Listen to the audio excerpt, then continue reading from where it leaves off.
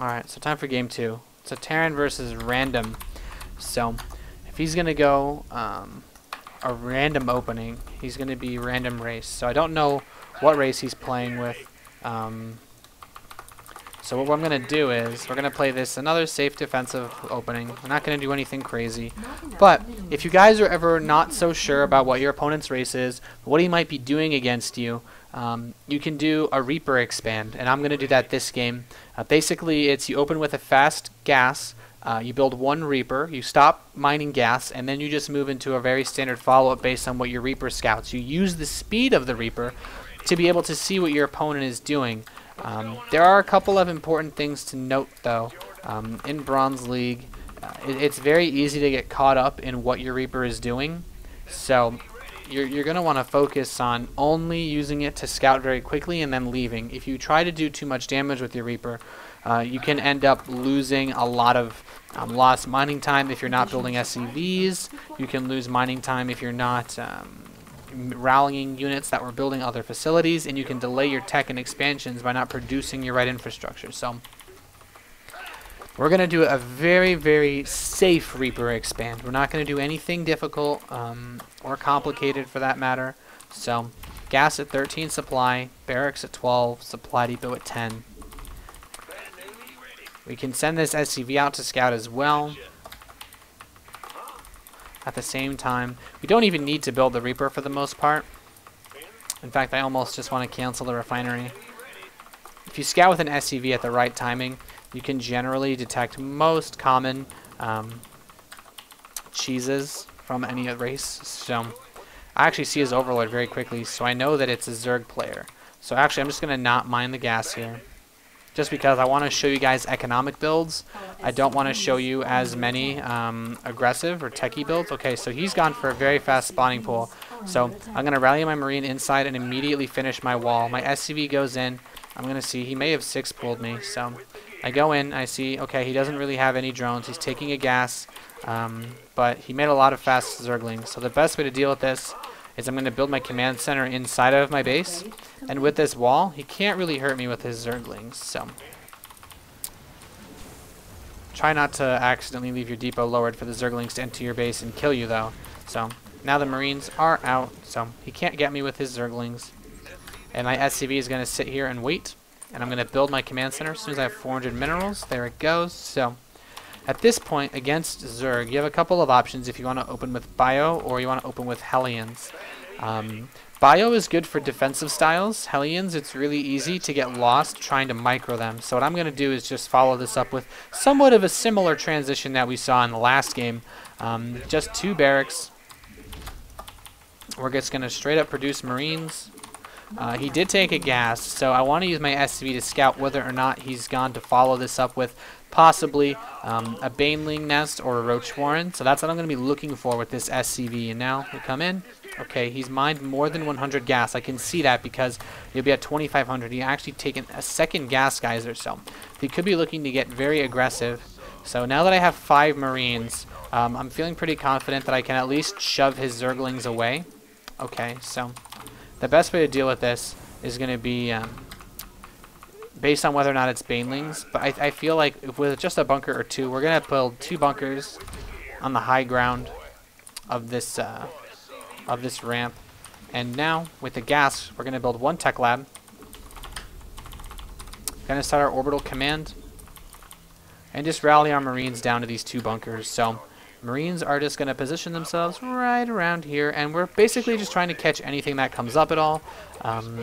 If he moves Zerglings or Banelings or anything like that, the 2 bunkers are spread enough to be able to deal with that pretty well. So other things I'm going to do, I'm going to use these SCVs to use supply depots to build a wall as well between these bunkers so that his units can't run past them. Now at the same time, I'm going to drop my mule and move my natural expansion down over because the command center is complete. Move my Marines inside of the bunkers, and I'm going to be able to finish up this wall pretty quickly. Only going to need 1 more SCV to do that. So the wall is done. I'm going to start my stim pack upgrade once again, and I'm also going to get an engineering bay just to make sure if he goes for a fast burrow play, or even if he's just trying to go for 1 base mutalisks, that I'm going to have more than enough to defend this. So at this point, I'm going to bring my Marines home. I'm going to send another SCV out to scout, see what he's doing, just so I don't get caught off guard by anything now. I also want to make sure my wall is secure, so I try to run an SCV out of my base. My SCV is not able to leave, so I know that the wall is secure. We're going to start that +1 attack upgrade again. I'm actually going to take my second gas because of the way that we open with this. So we're going to have a slightly later factory, but it's not as big of a deal. The other nice thing about using supply depots to wall off is it also prevents you from getting supply blocked. So you don't have to worry about that as much. So my SCV is going to come in now. I see an evolution chamber. He has a lair. So, and you see a spire is building. So he looks like he wants to go for Mutalisk play. And the best way to defend against this, we're just going to put a missile turret in each of our mineral lines. And I'm going to put a missile turret by my production because I don't want him to kill my add-on researching stim. I don't want him to kill my factory. I don't want him to kill my engineering bay. So, and then we're going to start the factory. So, very standard. I see an overlord. I'm just going to move some marines over and kill it. No big deal. I'm going to continue to queue up marines and take a gas in my natural expansion. Trying to make sure I don't have any idle SCVs. So, this one got caught outside the wall. Gonna move that guy home. And I could even build missile turrets to cover some of the areas that Mutalisks might try to fly around. We saw that guy in the last game move his Oracle. Ooh, he actually has a changeling, so I know it's not my unit because I try to select it and it doesn't move at all. So now at this point, I'm going to get add-ons. And since it's versus a Zerg, I'm going to go for 2 reactors so I can get a lot of Marines out to deal with the Mutalisks. Now the factory's done, so we add on the reactor and the starport. I'm going to start mining the gas. And I'm going to continue to build supply depots. The most important thing that low-level players can do is to constantly build supply depots. So now, saturate the gas in my natural expansion. I'm going to build a missile turret to cover the right side of my mineral line. And I'm going to start combat shields. This way my Marines get that 10 HP boost. And they're going to be a lot stronger versus Mutalisks, because Mutalisks do almost 10 damage per hit. So it allows you to survive basically another Muta hit. Now Overseer does come in. He's going to drop another changeling, but I'm just going to immediately kill that. Good base awareness of what's going on in your base really allows you to not take damage from these things. So he has an Overlord in my main base. I have this bunker set up with anti-air because Marines are inside of it. So I'm just going to go kill that Overlord. Continue to produce Marines. We're going to start medevac production now. And I start the 3rd command center because I know I'm safe, so I'm not worried about getting punished for it at all. And at the same time then, we can move down this factory. We can build a reactor on it and start to make Widow Mines.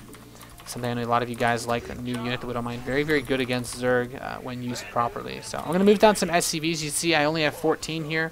I have 20 at home, so I still have even a couple more that I can move down. And I'm going to build a tech lab and a reactor. Basically, I like to have 2 tech labs and the rest reactors so that I can build Marauders. This way, if you have to split versus Banelings, Marauders don't take as much damage as Marines from Banelings. So by adding Marauders to your composition, you're able to just soak up damage and kill a lot of Banelings very easily. So now we've got Stim, now we've got Medevac. So what we can do is we can send off little squads of Marines to try to put on some pressure. But before I do that, I want to make sure that my 3rd base is going to be secure. If I'm about to start attacking him, I want to know for a fact that I'm not going to be attacked myself. And at the same time, we can start the engineering bay and the armory once again like we saw in that previous game. So we're going to move down, saturate the natural expansion gas, and continue to produce medevacs and Widow Mines. So our first couple of Widow Mines are out as well. Now, what we can do with the Widow Mines at this stage in the game is use them for a little bit of space control. They work somewhat like missile turrets in terms of warding away Mutalisks. Other things I like to do, though, to set myself up for later stages is I actually hotkey my engineering bays with my barracks. This way, whenever I go to build units, I can always see if something is building or researching. So now I can see because I have it open. There's nothing toggled here. So I go, I queue up some Marines, and I can queue up my upgrades as well. Now what I'm going to do is leave these 2 Widow Mines behind. They'll be able to spot Mutalisks.